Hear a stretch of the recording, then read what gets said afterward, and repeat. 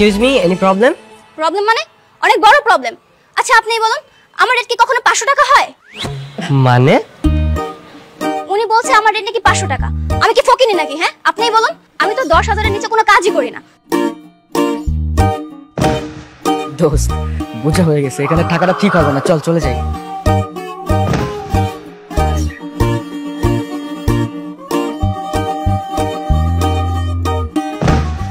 কেমনি কি ভাই, এই মেয়ে সেই মেয়ে, আমি তো ভাবতেই পারছি না। মনে রাখবি, বিয়ে হোক আর জন্মদিন, আমাকে দিয়ে কখনো যদি ডেকোরেশন করানোর প্ল্যান থাকে মিনিমাম 10,000 টাকা দিতে হবে। এটা হচ্ছে লামহা ইভেন্ট ম্যানেজমেন্ট কোম্পানি। এখানে আর যাই হোক গ্রামে সস্তা সার্ভিস দেওয়া হয় না।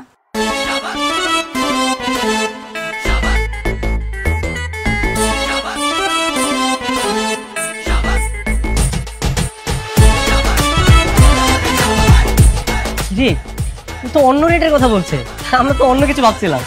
হ্যাঁ দোস্ত, আমরা তো রং নাম্বার ভেবে ফেলছি। তোদের মতো বন্ধু থাকলে পৃথিবীর সবকিছুই রং নাম্বার মনে হবে। ভাগ্যিস আমার গার্লফ্রেন্ডকে আবার পেয়ে গেলাম। কিরে, এই মেয়েটা এখানে ছিল, কই গেল? এই কই গেল, কই গেল, কই গেল, কই গেল? হ্যাঁ তোকে বললাম না দেখতে, কালকের মধ্যে যদি মেয়েকে খুঁজে না বের করিস না, তো দুজনকে একদম 12টা বাজে ফেলবো। কই আছে, চল বুঝতে হবে, এদিকে গেছে। হাই, আপনারা চলে এসেছেন? সরি সরি সরি, আমরা একটু লেট করে ফেললাম। না না সমস্যা নেই, আপনার বন্ধুর সাথেই কথা বলছিলাম। বন্ধু? উনি আবার বন্ধু হতে যাবেন কেন?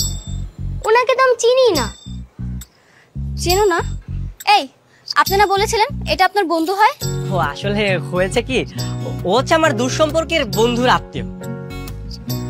আপনার দূর সম্পর্কের বন্ধুর আত্মীয় হলে ওরা আমার সাথে কন্ট্যাক্ট করতো, আপনি কেন কন্ট্যাক্ট করেছেন? ওই যে গতকালকে আপনাকে বলেছি না, প্রেমে পড়লে মানুষ কত কিছুই করে। মানে কি, আপনি কি লামহার প্রেমে পড়েছেন নাকি? না মানে ওই আর কি। ভুলেও না, এইসব চিন্তা ভাবনা আপনি ভুলেও করবেন না। দেখছিলেন তো সেদিন রাস্তায় ছেলেদেরকে কিভাবে পিটাচ্ছিলাম। আমার সাথে কথা বলতে আসলে একদম ভেবে চিন্তে তারপর কথা বলতে আসবেন। আচ্ছা বাবা, বুঝতে পেরেছি, ওসব কথা বাদ দেন না। এখন বলেন তো ডেকোরেশনের প্ল্যানটা কি? প্যান্ডেল কি পুরো ছাদেই হবে? আর স্টেজটা কোন দিকে হবে? কিসের প্যান্ডেল? এই কিসের স্টেজ? হ্যাঁ এই বুঝলাম না, কি মাথা মাথা খারাপ নাকি? আর আমি তো শুধু বলছিলাম ছাদের উপরে একটু ঝাড়ু মানো দিয়া একটা বিছানা পাইতে দাও। আপনি কে? আমি তো ওই পিচির চাচা। আচ্ছা ঠিক আছে, যেহেতু আপনারা আসছেন একটা কাজ করেন, ছাদটা সুন্দর করে ক্লিন করে একটু ঝাড়ু দিয়ে দিন। ঝাড়ু দেওয়ানোর পরে এই যে এই পাশটা একটু হালকা মরিচ বাতি আর টিস্যু কাপড় দিয়ে দিন, ঠিক আছে? মানে এত স্বল্প আয়োজনের জন্য আমাদেরকে 10,000 টাকা দিয়ে আপনারা নিয়ে এসেছেন? এত স্বল্প আয়োজন তো আপনারাই করতে পারতেন। 10,000 টাকা? কি 10,000 টাকা? আর আমি তো শাকিলে বলছিলাম যে 1500 টাকা দিয়া 2-3 লোক নিয়ে আসিস, সুন্দর করে ঝাড়ু দিয়ে দিবি। আচ্ছা ঠিক আছে, সমস্যা নেই। তাহলে যেহেতু আপনারা এসে পড়ছেন, আপনারা এই জায়গাটা মরিচ বাতি টিস্যু কাপড় ঝোলাই দেন, ঠিক আছে? আর শাকিলটা আমি দেখতেছি। ও শাকিল, ওই শাকিল আপনার বন্ধু না? হ্যাঁ, কিন্তু আপনি এইসব বিষয়ে মাথা ঘামাচ্ছেন কেন? পেমেন্ট তো আমি দিব, তাই না? আপনি এসব কথা বাদ দেন। ঠিক আছে, তাহলে বলুন কিভাবে কি করব? আপনি এই পাশটা সুন্দর করে লাইটিং করে সাজাবেন, ঠিক আছে? আর এই সাইডটা সুন্দর করে একটা প্যান্ডেল করবেন। ও বাই দ্য ওয়ে, আপনি তো মার্কেটে যাবেন তাই না? চলেন আমি আপনার সাথে মার্কেটে যাবো।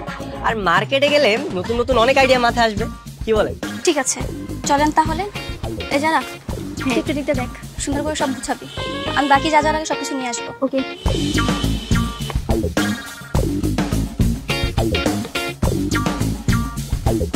আচ্ছা, আপনার বন্ধু কি সত্যি আমাকে পছন্দ করে? হ্যাঁ, আমার বন্ধু আমাকে পছন্দ করে, আর আমি আপনাকে। বেয়াদব কোথাকার।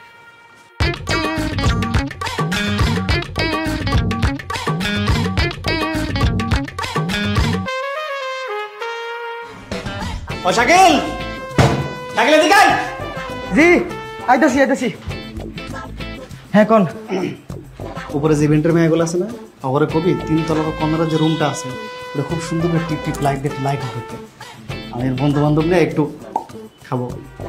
ও পান খাবেন? পান খাবো, পান খাওয়ার কথা কইছি। আর এই যে ও এটা খাইবেন এটা? আচ্ছা ঠিক আছে, আমি করে দিতেছি।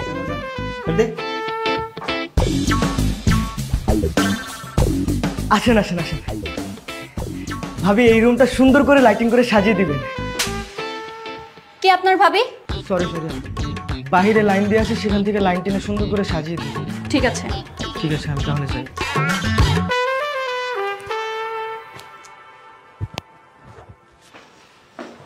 কিরে শাকিল, তোর ভাবি কই? আপু ওই যে একটু রুমে গেল। এই তোকে বারবার বারণ করেছি না ওকে আপু বলবি না, ওকে ভাবি বলে রাখবি। আমি ওই মেয়েকেই বিয়ে করবো। আপু বললেও দোষ, ভাবি বললেও দোষ। যা করবি একটু সাবধানে করবি, এই মরিচে অনেক ঝাল। তোর বেটা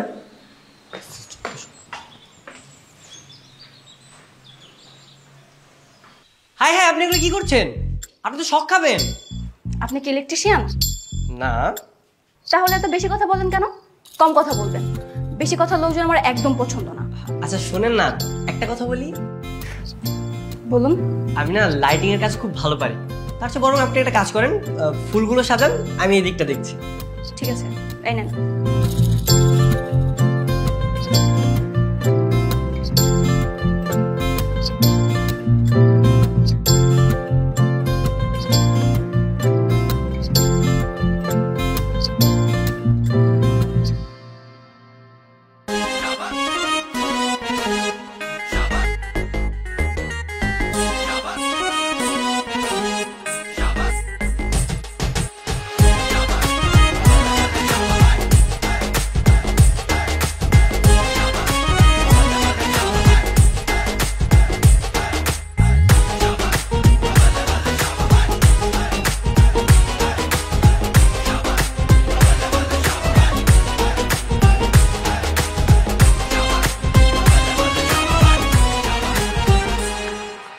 আরে বাহ, মেয়েটা তো খুব সুন্দর সাজিয়েছে, কিন্তু লাইট দেয় না কেন? সুইচ কর।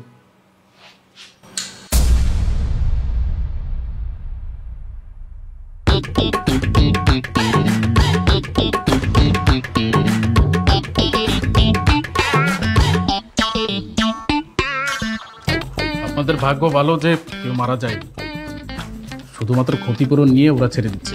কিন্তু স্যার, আমাদের তো কোনো দোষ ছিল না। দায়িত্ব তো আপনারাই ছিলেন, আপনাদেরকে আরো সতর্ক হয়ে কাজ করা উচিত ছিল। বুঝতে পেরেছি স্যার, কিন্তু তাই বলে আমাদেরকে 2 লক্ষ টাকা ক্ষতিপূরণ দিতে হবে?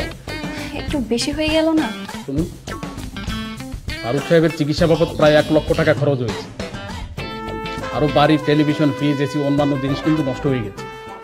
আমরা যদি খতিয়ে দেখি তাহলে কিন্তু 2 লক্ষ টাকার বেশি আপনাদেরকে কিন্তু দিতে হবে।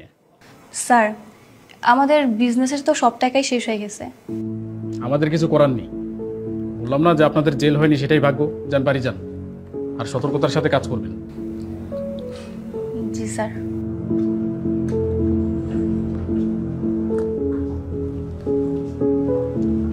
কি ফাইলটা পেয়েছো? নিয়ে আসো।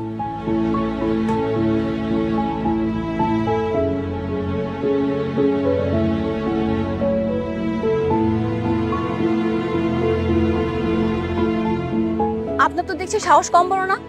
এত বড় একটা অন্যায় করার পর আপনি আবার আমার সামনে এসে দাঁড়িয়েছেন। এই জন্য তো আমি এখানে এসেছি তোমার কাছে সরি চাওয়ার জন্য।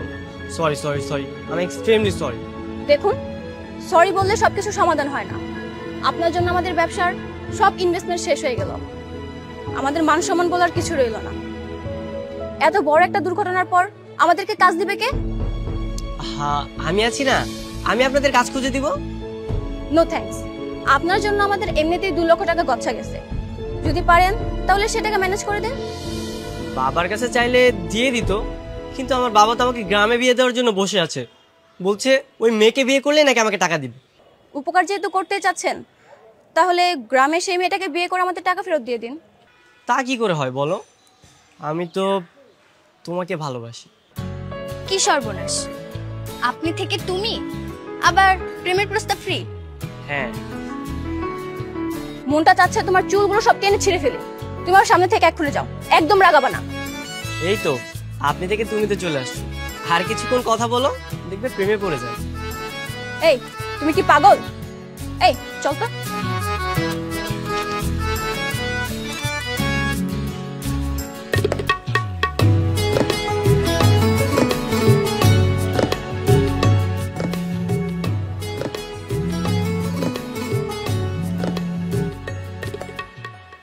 হ্যাঁ বাবা বলো।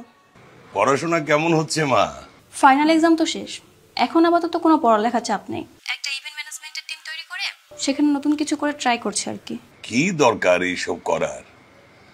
তোর খালা ফোন দিয়েছিল, বলল তুই নাকি কি ঝামেলায় পড়েছিস। না না বাবা, তেমন কিছু না, তোমাকে ওসব নিয়ে টেনশন করতে হবে না। মা শোন, ঢাকা শহরে তুই একা একা থাকিস, বড় চিন্তা হয় তোর জন্য। দোয়া করি তুই যেন কোনো ঝামেলায় না পড়িস। জি বাবা। আচ্ছা মা, আরেকটা কথা, ওই তোর সঙ্গে যার বিয়ে ঠিক হয়ে আছে আর কি, ওই পাত্রপক্ষকে এবার তাহলে আসতে বলি, কি বলিস? না না বাবা, কোনো প্রয়োজন নেই, এখন আমি বিয়ে শাদী করবো না।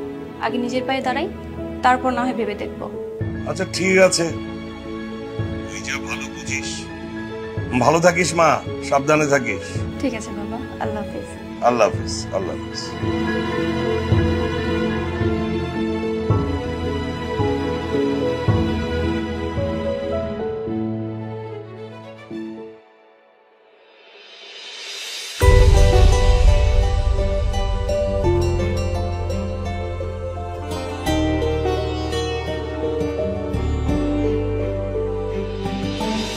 কি তোমরা রেস্টুরেন্টে জব করছো? হ্যাঁ করছি। কেন, আপনার কোনো সমস্যা? তোমরা ইভেন্ট ম্যানেজমেন্ট করবে, বড় টিম তৈরি করবে, প্ল্যানার, ডিজাইনার, এত বড় বড় স্বপ্ন থেকে এখন রেস্টুরেন্টে জব করছো? তা নয়তো কি করব? ওই দিনের দুর্ঘটনার পর থেকে আমাদের পেজে সব নেগেটিভ রিভিউ, কোনো অর্ডার আসছে না। লাভের আর মূলধনের যে টাকাগুলো ছিল সব তো তোমার জন্যই চলে গেল। না না, আমি এভাবে তোমার স্বপ্ন বৃথা হতে দিব না। আমি তোমাদের টিমে জয়েন করি, আমার যত বন্ধু বান্ধব আছে সবাই আমরা তোমার টিমে জয়েন করি। তারপর টিমটাকে আমরা খুব বড় করে তৈরি করব, তারপর আমরা সব নতুন করে শুরু করব। না থাক, তোমার মতো পাগলকে আমাদের টিমে নিয়ে নতুন কোনো বিপদে পড়ার ইচ্ছা আমার নেই। তুমি এখান থেকে এক্ষুনি চলে যাও। প্লিজ আমাকে একটা সুযোগ দাও, চলো আবার নতুন করে শুরু করি। ও ঠিকই বলেছে, আমাদের টিমের রাকিব কামরুল ওরা তো সব পালিয়েছে। আর টিম আবার নতুন করে শুরু করতে হলে বড় করতে হবে, আর আমাদের দুজনের পক্ষে এটা পসিবল না। ওর কথা মেনে নে না। ঠিক আছে, তোমাকে আমাদের টিমে নেব, তবে নেক্সটে যে কাজগুলো তোমাকে খুঁজে দিতে হবে। যদি পারো তাহলে তোমাদের সবাইকে আমাদের টিমে অ্যাড করে নেব। হ্যাঁ অবশ্যই, অবশ্যই আমি খুঁজে দিব। চলো তাহলে আমরা সবাই নতুন করে শুরু করি। ঠিক আছে। ঠিক আছে, এগুলো বাদ দাও, চলো তুমি আমার সাথে চলো, আজকে থেকে আমরা কাজ শুরু করি। ঠিক আছে।